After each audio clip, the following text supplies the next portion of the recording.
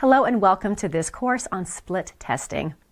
In this course, we're going to cover how to boost the performance of your pages and offers using split testing. This course is divided into 3 modules. Module 1 covers common elements that can be tested. Module 2 covers creating test variations. And Module 3 covers analyzing the results. By the time this course is over, you'll know how to effectively optimize your pages and get higher conversions for your business. So, without further ado, let's dive into the first module. Okay guys, welcome to Module 1. In this module, our expert will be teaching you about common elements that can be tested. So get ready to take some notes and let's jump right in. All right, so we're going to use this landing page as an example and look at the various elements that can be split tested when you're trying to optimize your conversion rates. Now, one important thing that I want to emphasize, and we'll come back to it and I'll remind you later, is that you can only test one thing per variable that you're testing. So if you're testing 2 variations, only one element should be changed between the 2. Otherwise, you're not going to know what caused the increased conversion.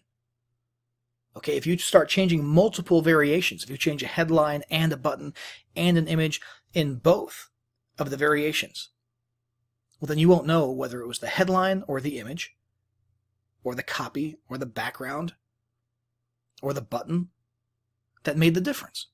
So it's incredibly important that when you are split testing among 2 variations, you're only doing one element at a time so that you can absolutely nail down what has what kind of effect on your conversion rates. So let's just take it from the top, okay? The headline. The headline is the first thing that you could potentially test in a split test to see if you get a better conversion rate, okay? And basically, if you've got a unique selling proposition or multiple angles that could be attractive about your product, you would want to figure out how to incorporate them and which ones to emphasize, because there's only so many words you can fit into a headline, right? I mean, that's the whole point of a headline, is that it's pretty short and sweet. You want to get people's attention, right? And you can only include so much information in there. So just as a random example, let's take things to a higher level. Sounds kind of cool, but it's also very vague, right? What if the headline was a little bit beefier and said, let me show you how to boost your revenue by 30%?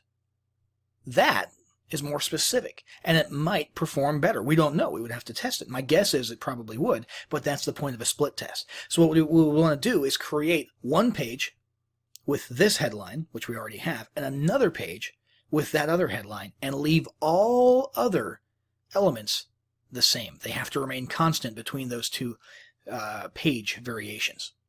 Now, the next thing you can change is imagery. Imagery is super powerful on landing pages, and it can make the difference between high and low conversion rates. So a lot of things to take into account are your target audience. You want to make sure that any human characters in your images will be relatable or have the desired effect on your audience. So if your audience is in a certain demographic group, just to give you an example, if you start noticing, and this is a real life example here, if you were to start noticing based on your email interaction with people in your customer community that many of them are elderly, many of them are retirees or coming up on retirement, well, guess what? You should probably have some gray hair in your images so that it's relatable, right? Gender is huge. There's competing studies out there as to whether or not a female is more likely to buy something if she sees a male or a fellow female. And it obviously depends on what type of product you're selling. Same thing with a man. Is he more likely to buy something if he sees a female or a male? It depends. If you're selling, masculine products, something like a big manly, deodorant brand, well, then you probably want to see men on screen using it, obviously. But can you incorporate gender into it? For example, ladies who are impressed by the smell of the deodorant, right? There's a science behind all of this. But what you can do is sort of skip the science and just split test what the difference is. So we could literally have an image like this, and then have the exact same image, or very similar, same pose or similar pose at least, but have a female here. Split test that and see what the difference is. And if you see a significant difference, one way or the other, then go with it. Go with the winner. Okay? Another thing to consider about imagery is tangible perceived value. Depending on your target audience, it may get you further to have a set of a bunch of what are clearly, pretend digital mock-ups of digital products. Okay? Because in some people, that sort of activates this feeling of, wow, that's a thing, and I want to get my hands on it. I want to possess that, right? But you could also test this with purely an abstract image of a person, with a headline next to them, or a person smiling, or an entrepreneur standing in their place of business, or something like that.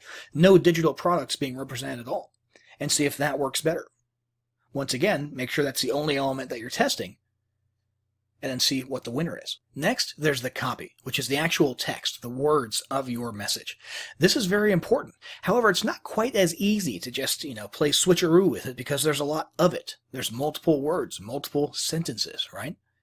And so, probably if you're going to split test different copy, they're going to be completely different.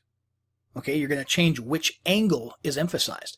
Depending on what you're selling or offering for free, there's probably multiple marketing angles that you could push that might be relevant to different target markets. And so you could have angle 1 and angle 2 and see which one works best. So for example, in this copy, you'll see there's sort of an assumption that a business exists. This mastermind course will take your business to the next level. Here's what it includes. But what if we split tested that against exact same page, but the copy was different and the angle was a little bit different, and in this next variation, what was actually being emphasized was a person who does not have an existing successful business, a person who's been struggling. So finally, once and for all, stop struggling and we'll get your business off the ground, or something like that, and test those two different marketing angles of copy against each other and see which one resonates the most with your traffic. And then finally, there's the button. Now, this is sort of a controversial area, because there's people who swear that changing the color of a button can have a huge impact on conversion rates, and then there's people who think that that's just silly. So the correct answer is probably somewhere in the middle. There is evidence that different colors result in different behavior or different psychological effects on viewers. Red usually translates to urgency, but at the same time, red can also mean no. Blue usually translates to trust. At the same time, blue could theoretically not get your people excited enough or galvanized enough.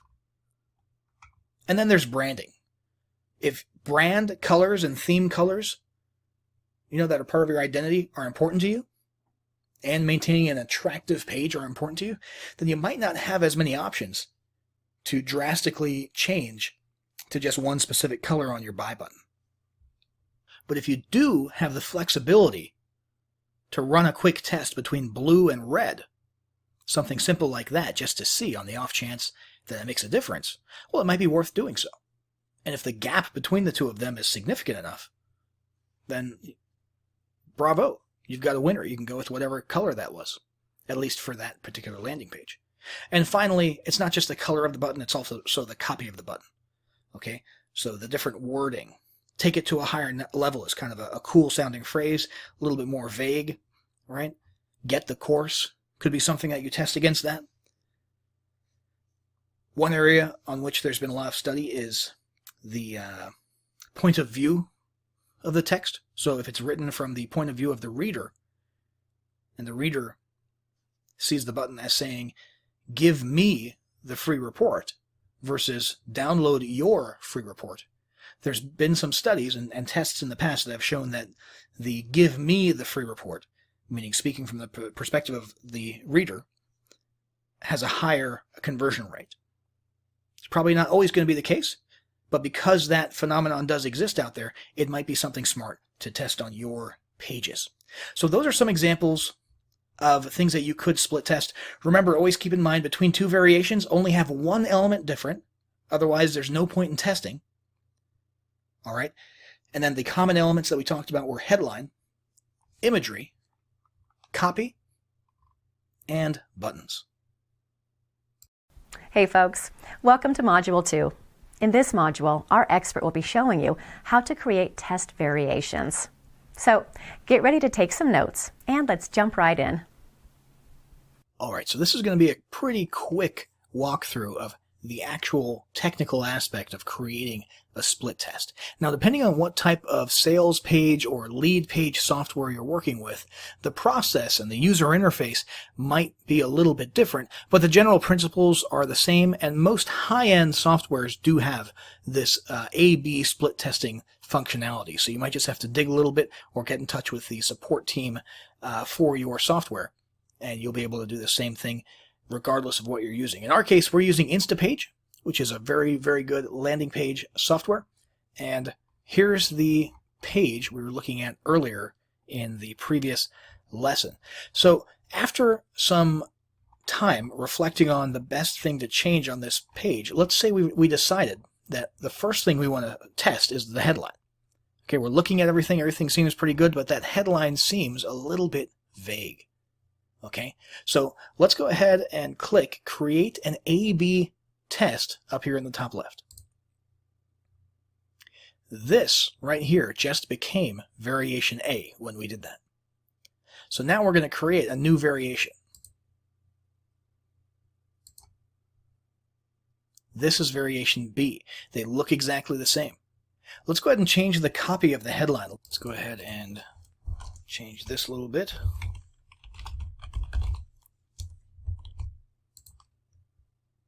See if we can get it to fit on one line.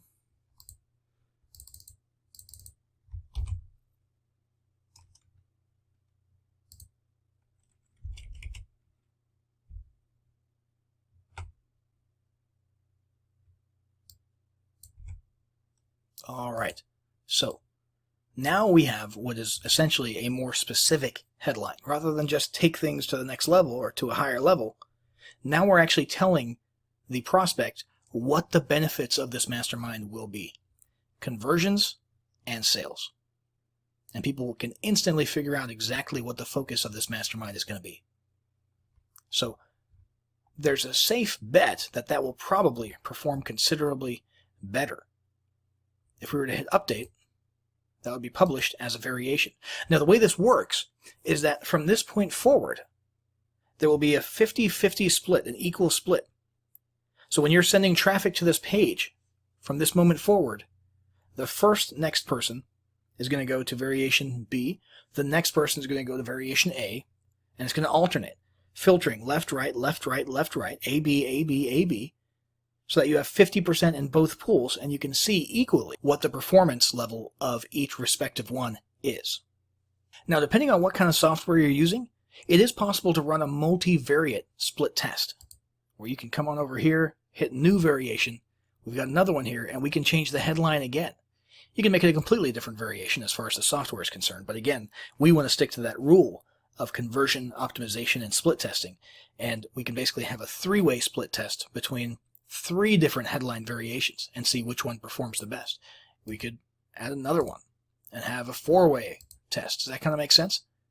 As long as it's only one element per time. You can have as many variations as you want. Obviously, you don't want to have too many variations because then you won't have as substantial an amount of traffic going to each variation, and you won't be able to trust and be confident of the results as much. So it's probably best to stick to 2 or 3, run as much traffic as you can through those, and of course, it'll be split equally.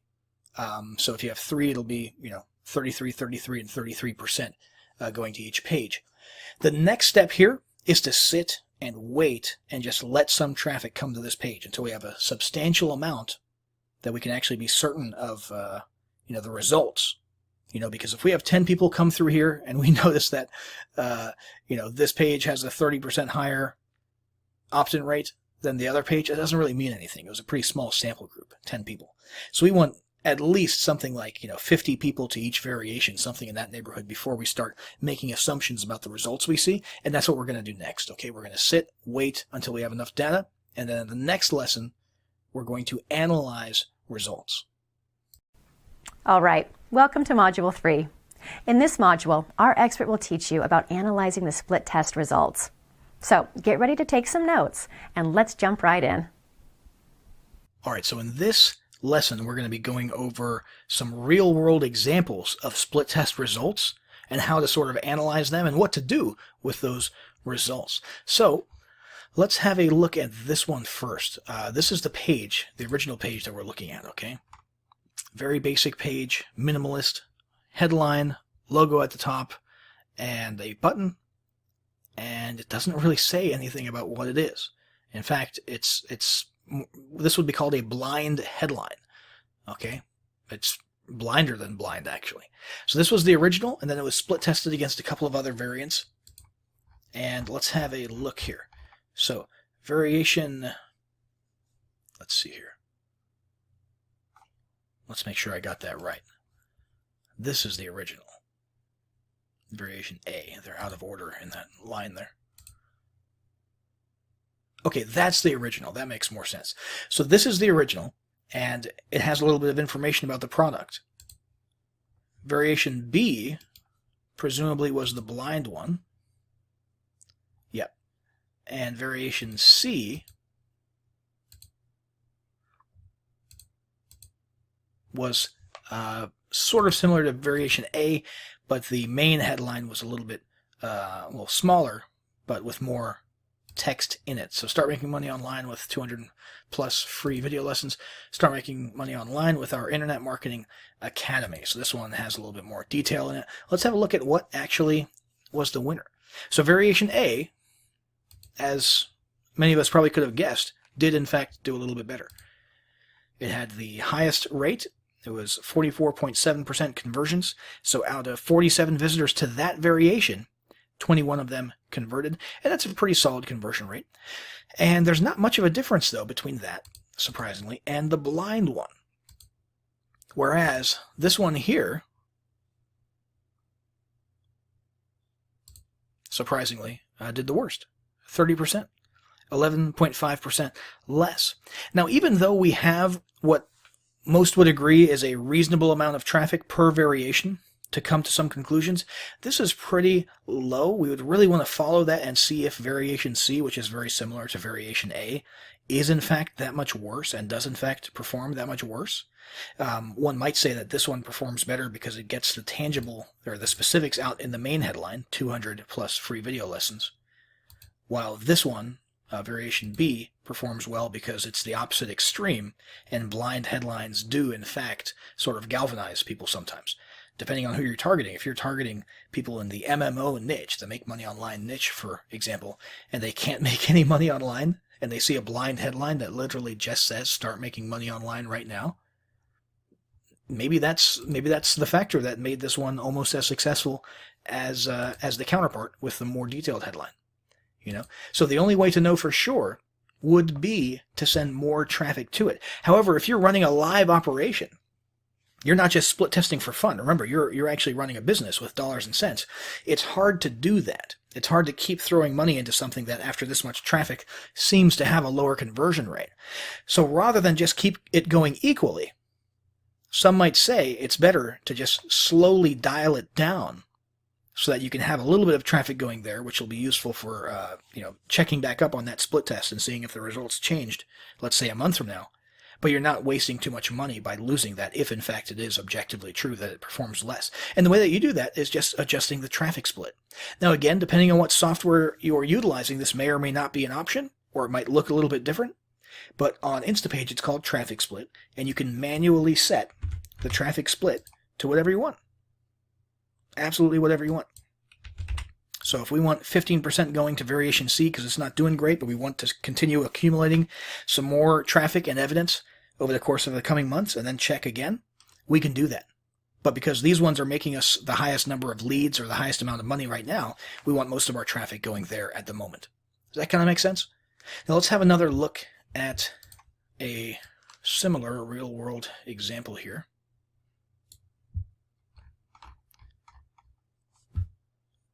And let's see, we'll load up the variations.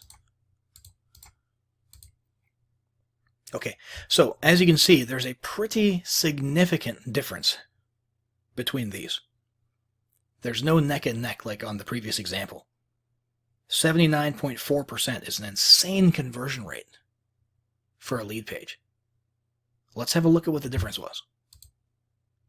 There's this, this, and this. You'll notice the headline is the same. The size of the box might change a little bit. You know, the text is a little bit wider in that one, but the headline's the same in all of these. The subheadline is exactly the same. And the button is exactly the same.